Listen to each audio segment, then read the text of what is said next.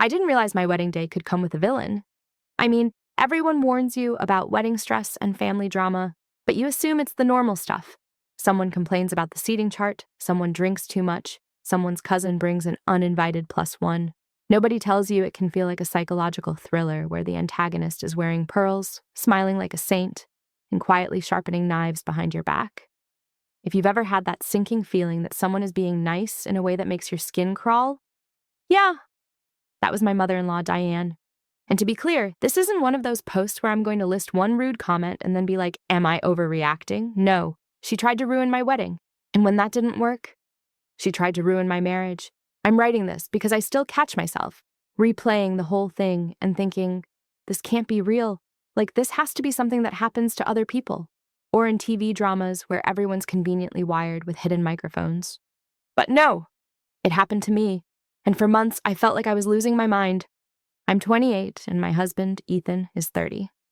We met at a friend's housewarming party, the kind where you're forced to make awkward small talk over a bowl of chips. Ethan was charming in an effortless way, like he didn't even realize he was making people comfortable. He laughed easily, listened when I spoke, and didn't treat me like I was trying to compete for attention.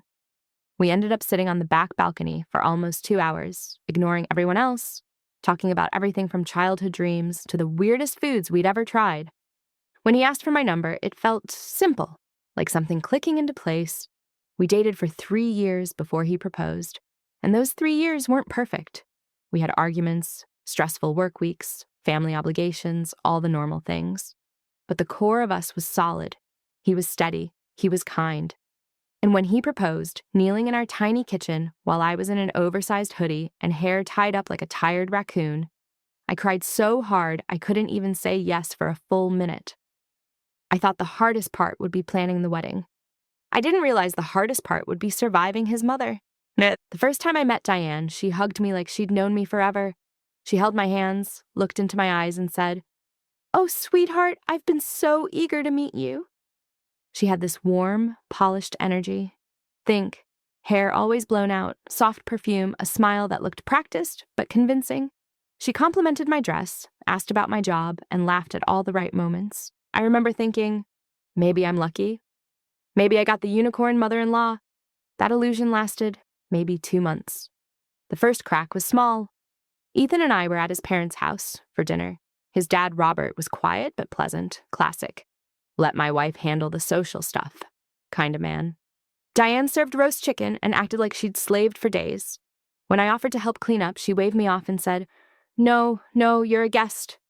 Then she looked straight at Ethan and said, "I can't believe you're eating that much. You'll gain weight, honey. Remember what happened in college?" Ethan's face tightened for a fraction of a second before he forced a laugh. "Mom, I'm fine." She turned to me with a smile. "He gets chubby so easily. You'll have to keep him in line. Men don't understand portion control." It was a weird comment. Not evil, just controlling. Like she was claiming ownership over his body in front of me. Later, when Ethan went to the bathroom, Diane leaned toward me and said softly, "You seem sweet. I just hope you know what you're getting into. Ethan is sensitive. He needs the right kind of woman." I remember blinking, confused. I love him." "Oh, of course, dear. I just mean, some women don't know how to take care of a man like him. He's used to a certain standard." It wasn't what she said. It was how she said it. Like she was gently warning me while also letting me know she was the standard. When I told Ethan later, he sighed and rubbed his forehead. "Yeah, she does that. She's intense." I asked if she'd always been like that. He hesitated, then shrugged. "She means well." That phrase became the soundtrack of our engagement. When Ethan proposed, Diane cried dramatically when he told her. She clutched his face in her hands like he was going off to war and said, "My baby is getting married." Then she turned to me with tears sparkling in her eyes and said, "Welcome to the family." I wanted to believe her. Wedding planning started out exciting. I'd always pictured something elegant but simple: outdoor ceremony, soft florals, warm lights, good food, and a dance floor where people actually had fun. Nothing huge, nothing extravagant, just meaningful. Diane had other ideas. She insisted on being involved in everything. At first, I thought that was normal. I figured she was just excited. She offered to help pay for a few things. which Ethan and I appreciated because weddings are expensive and we didn't want to start our marriage with a mountain of debt. But her help came with invisible strings. It started with the guest list. We wanted a wedding of about 90 people. Close friends, immediate family, a few cousins, a few work friends. Diane pushed for 150. "You'll regret not inviting people," she insisted. "Weddings are about family." I said, "We have a budget." She smiled like I was adorable.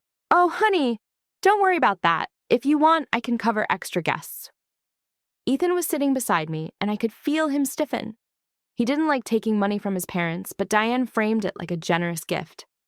I said carefully, "That's kind, but we really want something intimate." Her smile stayed, but her eyes went cold for half a second. "Intimate is fine. Of course, I've already told so many people." "Already told so many people?" Like the guest list was hers to announce. Ethan cleared his throat. "Mom, we haven't finalized anything yet." She gave him the look. "The one that says, 'I gave birth to you, I can destroy you.'" "Well," she said sweetly, "I'm just excited." We held firm, we cut it down. Diane sulked for a week. Then came the venue. We found this beautiful garden venue with a small stone arch, fairy lights, and a reception hall with big windows. It was perfect. The moment we toured it, I knew. Diane hated it. "It's rustic," she said, like it was an insult. "Don't you want something more elegant?" Ethan said, "It's pretty." She turned to him. "Pretty isn't enough. This is your wedding." Then she turned to me. "You deserve something more, something that reflects your taste." The way she said taste made it feel like she was politely calling me cheap. We booked it anyway, and that's when Diane shifted from overbearing to dangerous. At first, it was subtle sabotage. She'd call vendors pretending to confirm details and accidentally change things. Like I'd get an email from the florist saying, "Just confirming you want white lilies instead of blush roses." I didn't. I'd never wanted lilies. I hate lilies. They smell like funeral homes. When I called the florist confused, she said, "Your mother-in-law called and said you wanted to adjust the palette." I confronted Diane gently.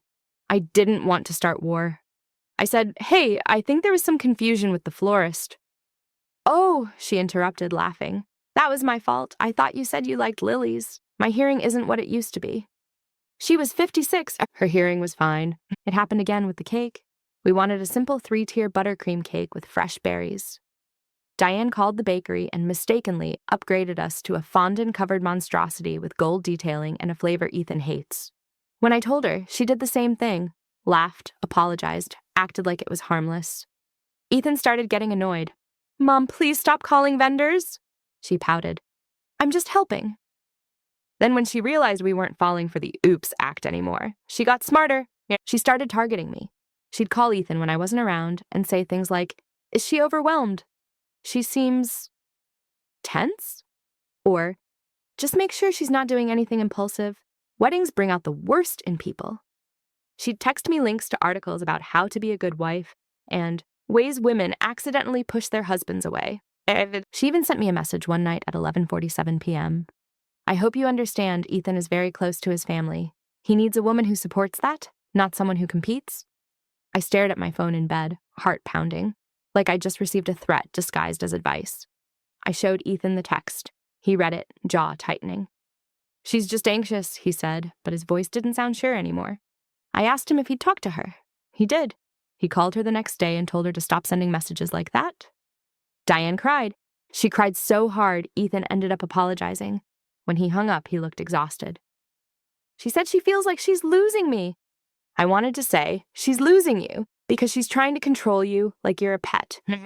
But I swallowed it because I didn't want to be the villain in his story. So I tried to be patient. I tried to be kind. I tried to keep peace. That was my first mistake. Because Diane took my kindness and used it like a weapon. The month before the wedding, she escalated.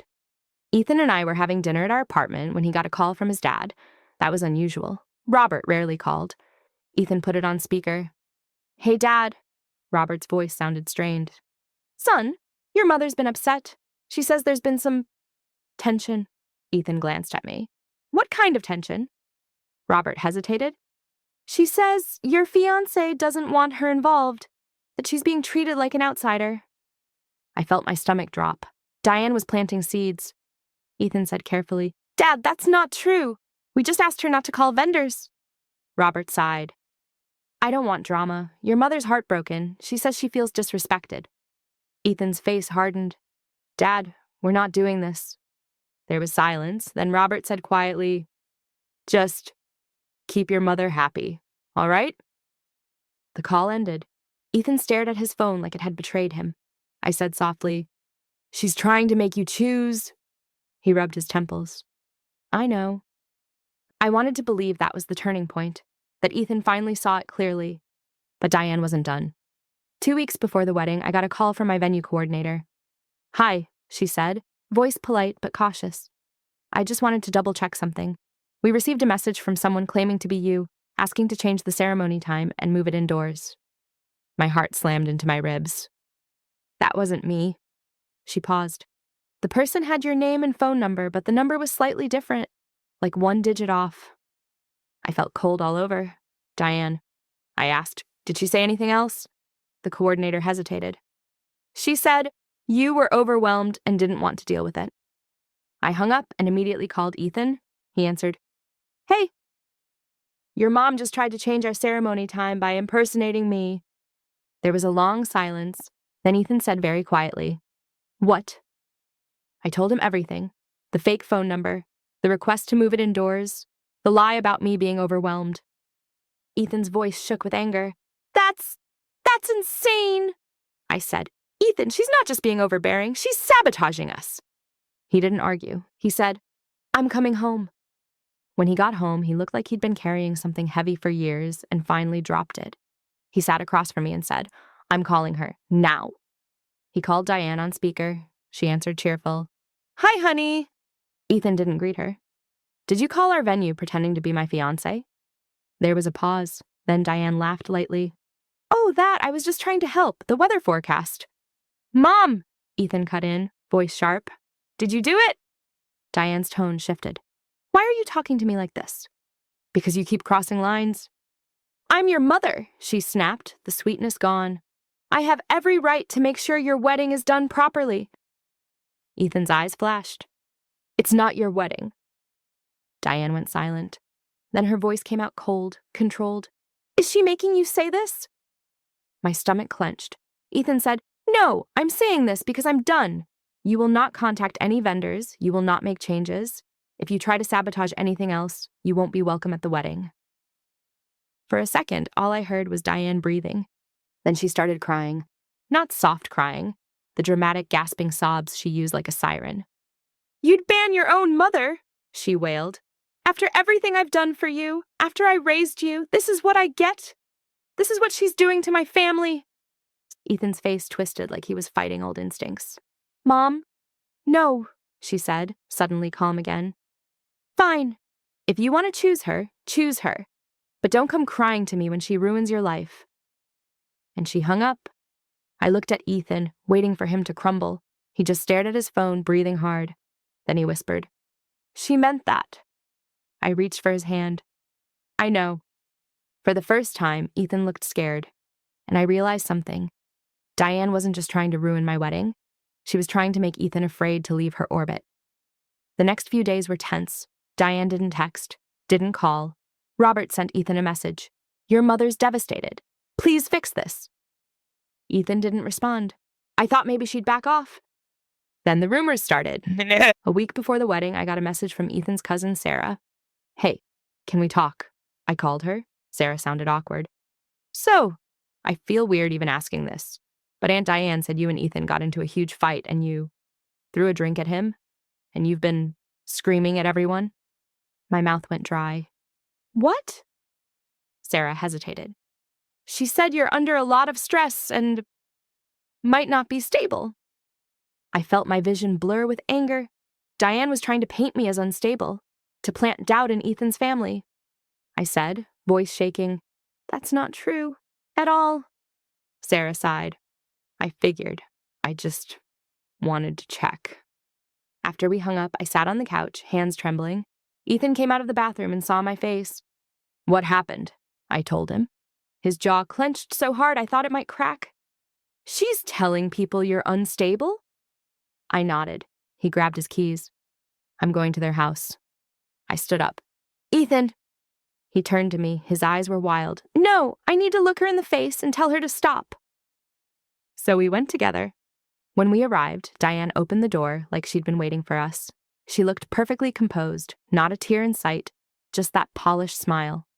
Oh, she said, like we were unexpected guests. Hello. Ethan stepped forward. Why are you telling people my fiancé is unstable? Diane blinked slowly. I'm not. I'm just concerned. Concerned about what? She sighed, as if burdened. Ethan, you've been so different. You're angry. You're cold. You've never spoken to me like this. And it's happening since her. I couldn't help it. I said, Diane, stop blaming me for your son having boundaries. She looked at me like I was dirt on her shoes. Excuse me? Ethan said. Mom, this ends now. No more rumors. No more sabotage. If you can't respect us, you won't be part of our lives. Diane's lips tightened. You're making a mistake. Ethan didn't flinch. Maybe, but it's mine. For the first time, Diane's mask cracked, her eyes filled with fury. You think she loves you? She hissed. You think she won't leave when things get hard? I'm the only woman who has ever truly been there for you. The words hung in the air like poison. I felt Ethan's hand tighten around mine. Ethan said, voice low, dangerous. Mom, that is a disgusting thing to say. Diane's face twisted. I'm your mother. I'm allowed to say it. No, Ethan said. You're not. And we left. That should have been the end. But a woman like Diane doesn't lose gracefully. The day before the wedding, my maid of honor, Lily, came over to help me pack things for the venue. She was holding my garment bag, smiling when her phone buzzed. She glanced at it and her smile faded. What? I asked. She hesitated. It's weird. She showed me her screen. It was a message from a number I didn't recognize. You should tell her. Before she marries him. Underneath was a photo. A blurry photo of Ethan sitting at a table, leaning toward a woman. My heart dropped into my stomach so fast I felt dizzy. Lily looked at me carefully. Is this real? I stared at the photo, my hands shaking. Ethan's profile looked like Ethan, but the quality was awful. The lighting was weird. It could have been anyone, but it was convincing enough to hurt. Then another message came. He's been cheating? She deserves to know. Ask Diane. Ask Diane. My blood went cold and I whispered, This is her. Lily frowned. Who? Diane. I called Ethan immediately. He answered on the first ring, voice cheerful. Hey, babe. I cut him off. Someone is sending Lily photos claiming you're cheating. It says to ask your mom. There was silence. Then Ethan said, What the hell? I'm coming to you, I said. Right now. I drove to Ethan's apartment, well, our apartment, because we were living together. When I got there, Ethan was pacing like a caged animal. I showed him the messages. His face went white, then red. This is insane, he said. I would never. I believed him. I did. But it still felt like someone had shoved a knife between my ribs. I said, voice shaking, She's trying to make me doubt you, right before the wedding. Ethan grabbed his phone and called Diane. She answered immediately, sweet as honey. Hello, honey. Ethan didn't waste time. Did you send fake cheating photos to my fiancé? Diane gasped, offended. Ethan, how could you accuse me? Because the message literally says, ask Diane. Diane paused. Then she sighed, like she was tired of pretending. Fine, she said. I didn't send them, but I know who did. Ethan's eyes narrowed. Who? Diane said calmly. Someone who cares about you. Someone who doesn't want you trapped. I felt sick, Ethan said. Mom, stop talking in riddles. Diane's voice softened. Ethan, I've been trying to protect you. That girl isn't what she seems. That girl, me, like I was some stranger. Ethan's voice shook. You're trying to ruin my wedding? Diane's tone sharpened. I'm trying to save you from making the biggest mistake of your life. Ethan's hands were trembling. If you keep doing this, you will not come tomorrow. Diane laughed, a cold, humorless sound. Oh, Ethan, she said, you won't ban me. You can't. Everyone would know you're choosing her over me. Everyone would see what kind of son you are. Ethan's face twisted. He looked like a little boy being scolded. And that's when I realized Diane wasn't relying on love. She was relying on shame. She was counting on Ethan being too afraid of looking like a bad son to cut her off. Ethan swallowed hard. "Try me." And he hung up. I stared at him, heart pounding. "Are you okay?" He looked at me, eyes shiny. "She's never gone this far," I whispered. "She's not going to stop." Ethan nodded slowly.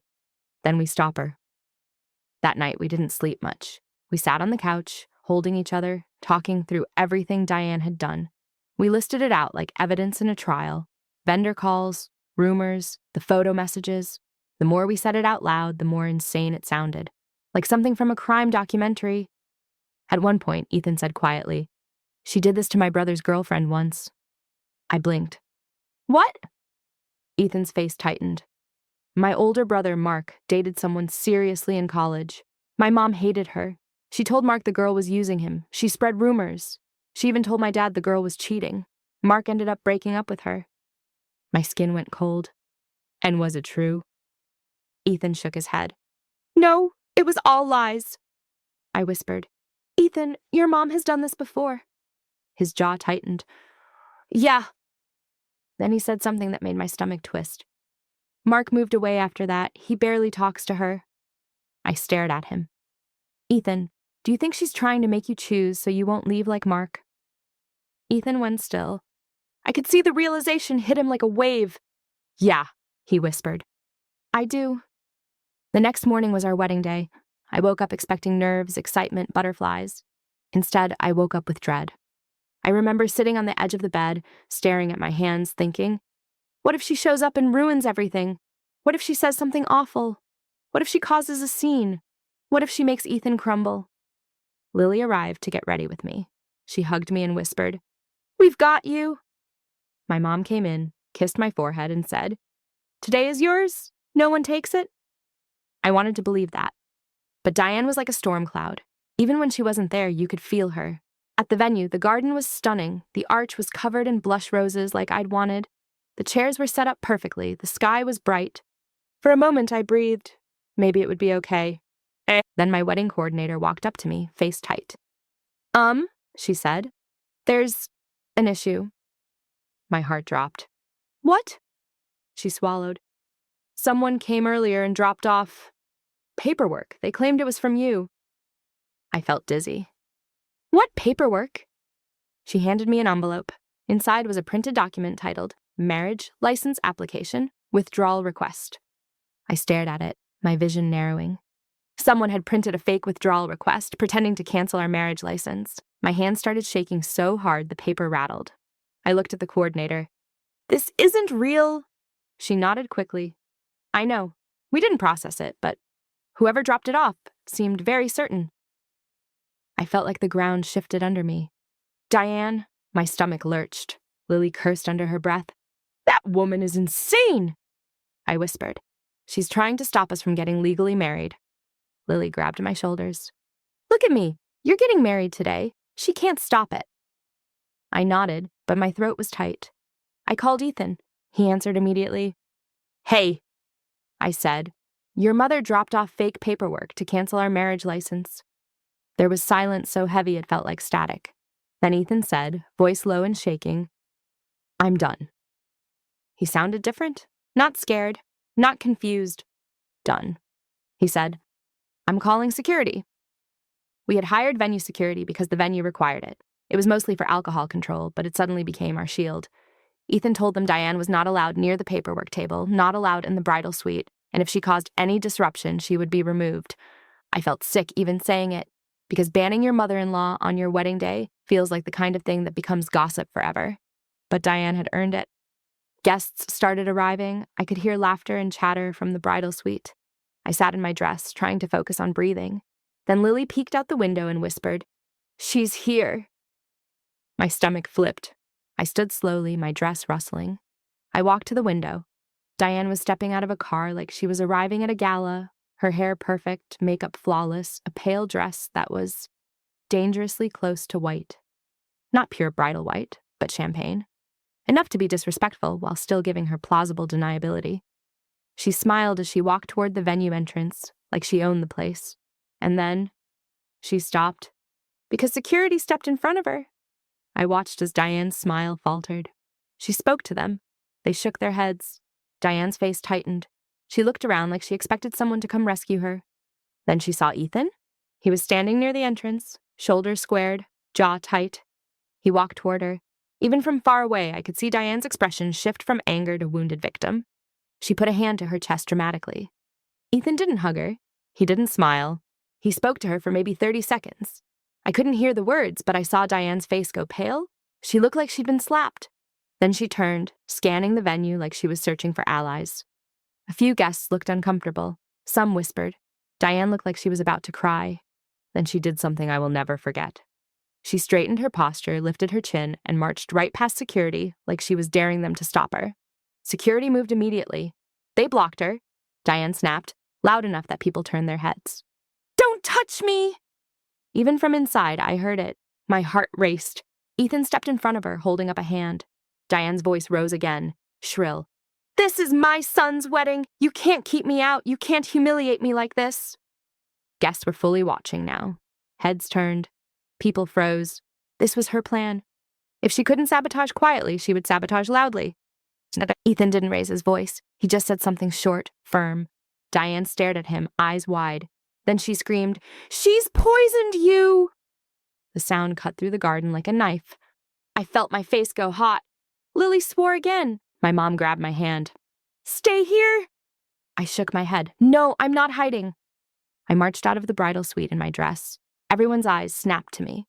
Diane saw me and her face twisted with fury. "There she is!" Diane cried. "The little actress!" I walked toward them, heart pounding so hard I felt it in my throat. My dress brushed the ground. The garden felt like a stage. Ethan saw me and his eyes softened for a moment, like he was relieved I was there. Diane pointed at me like I was a criminal. "She's taking you away from me," she spat at Ethan. "She's controlling you. Look at how she's made you treat your own mother."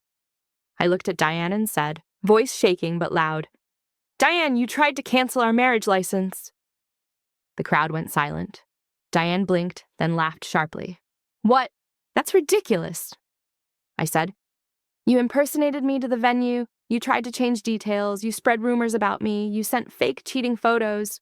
And now you tried to stop our legal marriage." Gasps rippled through the guests. Diane's face went pale. She turned to the crowd, switching tactics instantly. "This is what she does. She lies. She's manipulating everyone. Ethan, tell them she's unstable." Ethan stepped forward, and for a split second, I held my breath, terrified he'd falter. But he didn't. He looked at the guests, then at Diane, and said clearly, "My mother has been trying to sabotage this wedding for months. She has lied, interfered, and crossed boundaries. Today, she tried to stop us from getting married. I am done." Diane stared at him, stunned. Then her face twisted into rage. "You can't say that! You can't do this!" Ethan said, voice steady, "Yes, I can, and I am." Security stepped forward. Diane's eyes widened. "Ethan, don't you dare!" Ethan didn't move. "Please escort her off the property." Diane looked like she couldn't process it, like her brain short-circuited. She opened her mouth, closed it, opened it again. Then she screamed, "You'll regret this! She'll leave you, she'll take everything, and you'll crawl back to me." And as security guided her away, Diane kept shouting insults, half threats, half prophecy. People stood frozen, horrified. Some looked sympathetic, some looked disgusted. I stood there in my wedding dress, shaking, watching my mother-in-law be removed like a drunk guest at a nightclub. When she was gone, the garden was eerily quiet. Ethan turned to me. His eyes were wet. "I'm sorry," he whispered. I stepped into his arms. "You protected us." He held me so tight it hurt. "I should have protected you sooner," I whispered into his shoulder. "You did it when it mattered." We stood there for a moment, breathing, trying to stabilize in the aftermath. Then my coordinator, bless her, cleared her throat gently and said, "Are we ready to begin?" Someone laughed nervously. Another person clapped softly like they were encouraging us. And then, somehow, we did it. We got married. The ceremony was beautiful. I remember the way Ethan looked at me when I walked down the aisle, like nothing else existed, like the chaos had burned away everything except us. Our vows were raw, emotional, honest. When Ethan said, "I choose you," his voice cracked. And I knew he meant it in a way that went beyond romance. He meant it as a declaration of independence. The reception started cautiously, like everyone was testing if it was safe to relax. But then something happened. People started dancing, laughing, eating. The music played, the lights twinkled, and slowly, the wedding became ours again. I thought that was the end of Diane's attempt. But Diane wasn't satisfied with being kicked out. She wanted revenge. And she wanted to punish Ethan for choosing me. The honeymoon was 2 weeks later. We went to a coastal town and stayed in a little cabin with ocean views. For the first few days, it felt like we were finally breathing. No wedding planning, no drama, no Diane. Then Ethan's phone buzzed. He glanced at it, and his face changed. "What?" I asked. He swallowed. "It's my dad." He answered, put it on speaker. Robert's voice sounded tense. "Ethan, your mother is not well." Ethan's shoulders tightened. "What do you mean?" Robert sighed heavily. "She's not eating much. She keeps crying. She says she's been humiliated. She says she feels like she has no reason to live." My blood went cold. Ethan's eyes widened. "Dad," Robert continued, "she says you've abandoned her, that you chose her over family."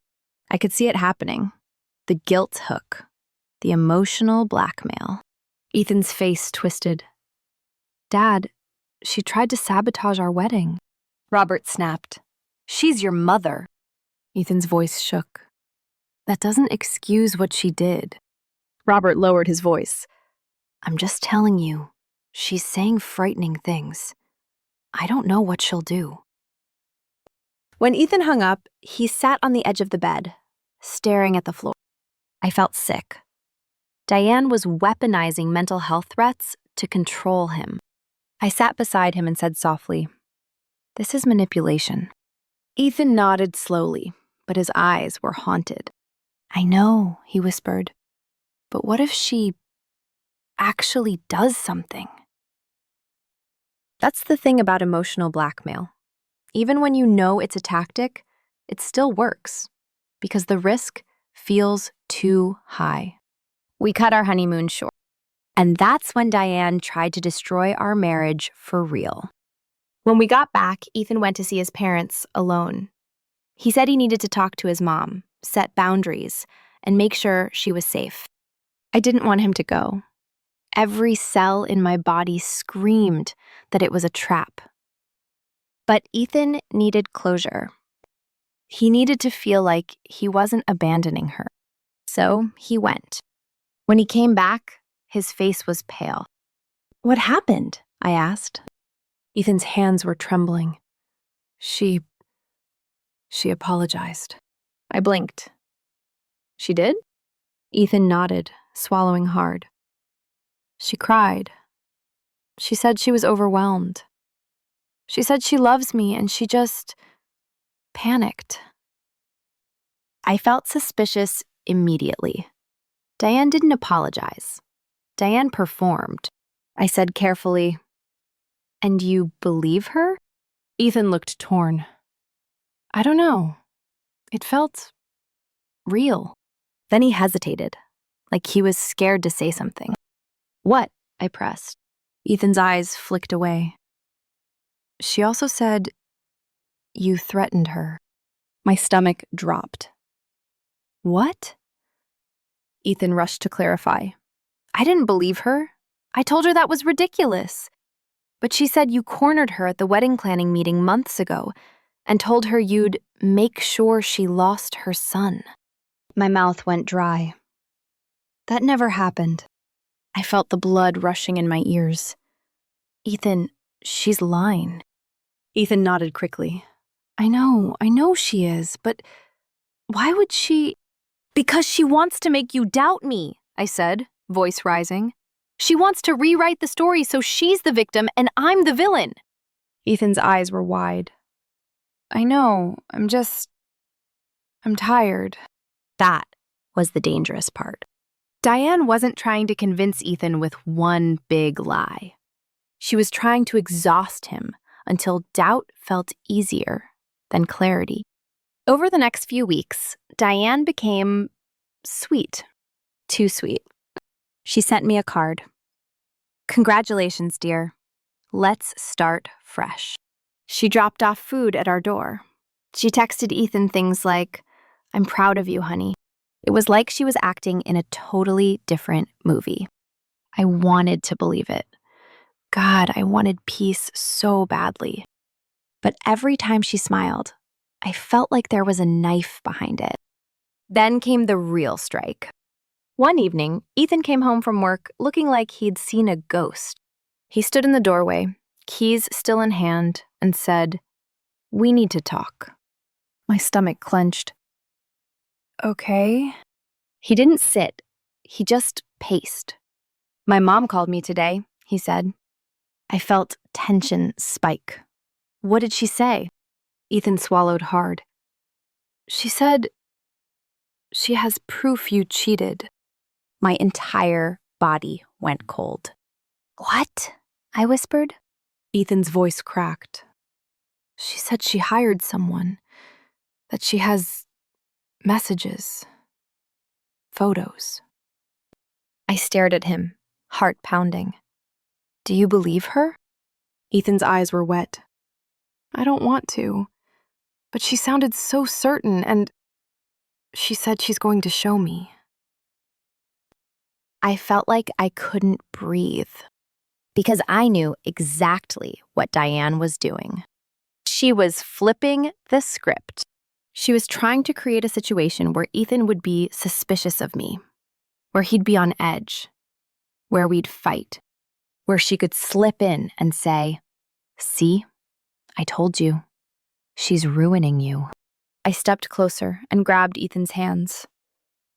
"Ethan, I have never cheated on you." He looked like he was breaking. I know you haven't. But what if she makes something look real? Like those fake photos?" My chest tightened. "Then we face it together." Ethan nodded slowly, breathing hard. The next day, Diane invited Ethan over to show him the proof. Ethan asked me to come. I insisted anyway.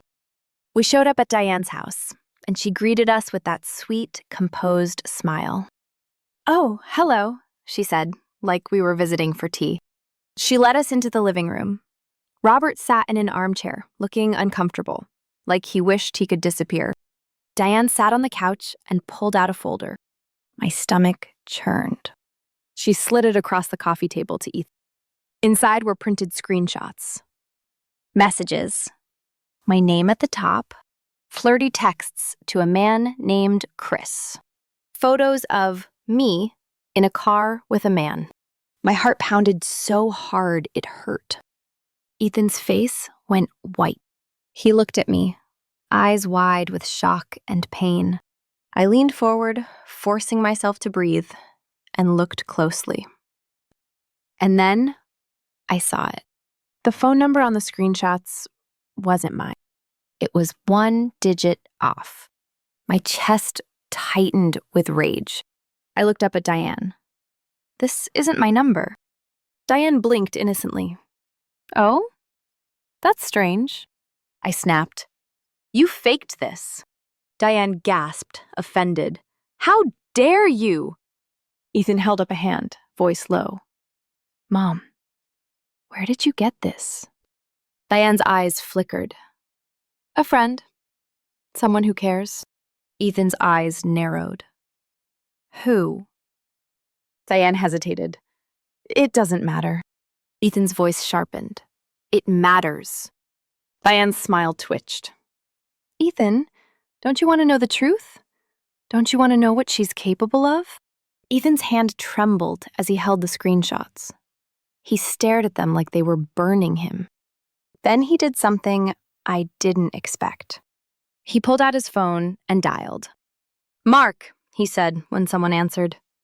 "It's me." My stomach tightened. Ethan's brother. Ethan said, "I need to ask you something. Did Mom ever try to fake evidence on your girlfriend?" There was a pause.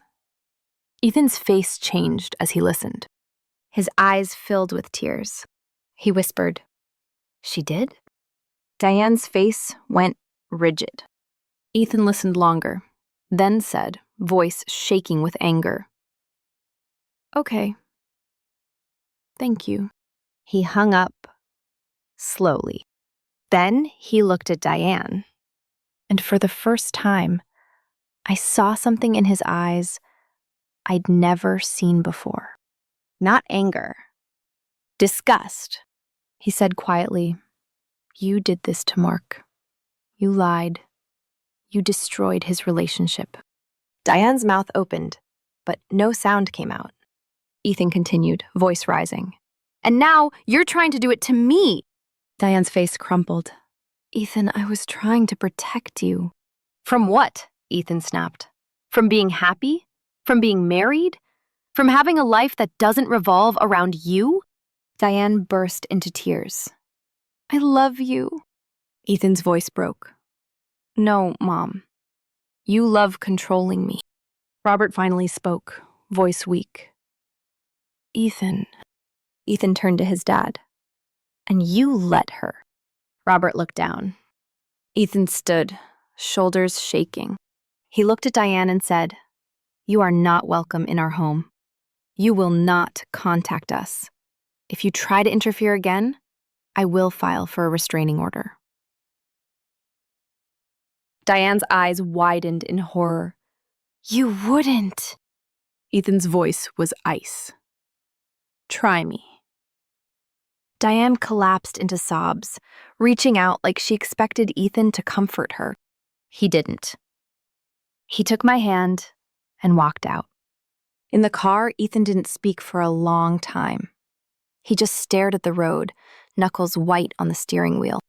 Finally, he whispered, "I'm sorry." I swallowed hard. "This isn't your fault." Ethan shook his head. "I let it go on too long. I kept saying she meant well because it was easier than admitting she's like this." I squeezed his hand.